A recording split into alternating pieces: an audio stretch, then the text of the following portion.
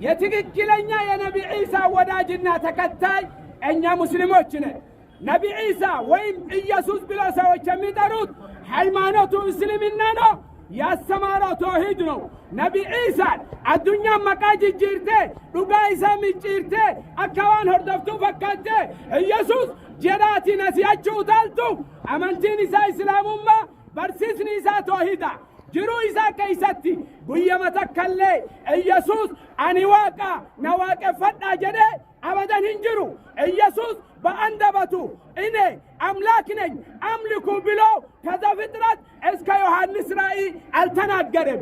ምናልባት አንተ ነው ያላየኸው እንጂ አለ ብሎ ኢየሱስ በራሱ አንደበት እኔ አምላክ ነኝ አምልኩ ብለዋል የምትለን መረጃ ማቅረብ የሚችል ጀግና ካለ አሁንም 100,000 ብር ሽልማቱ አለ። የታለ ተክለ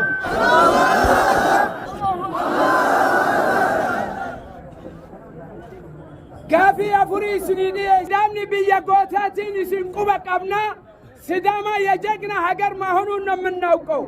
ብይ ሲዳማ ቢያጎታት ይወጀደ ሂንሶ በመዱጋቱባል አራት ጥያቄ ነው ያቀረብኩት። 400,000 ብር የሚወስድ ከሲዳማ ዛሬ ካልመጣ በነቢያቶቹ ስም ሰፈር ለሰፈር የሚደረገው የትኛውም ሰበካ ዋጋ የለውም።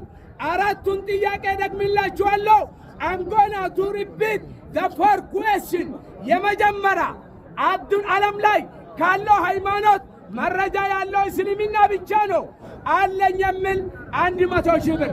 ሁለተኛ በዚህ ዓለም ላይ 8 ሚሊዮን ሰው በላይ በፈጣሪ ትዕዛዝ ሃይማኖትን የተቀበለ ሙስሊም ብቻ ነው አለ የሚል ካለ 100,000 ብር። ሶስተኛ የትክክለኛ የነቢያቶቹ ወዳጅ ሙስሊም ብቻ ነው አለ የሚል ካለ 100,000 ብር። አራተኛ ነቢ ዒሳ ወይም ኢየሱስ ክርስቶስ አምላክ ነኝ አምልኩ ብሎ አያውቅም ይህን ማምጣት የሚችል ካለ 100,000 ብር።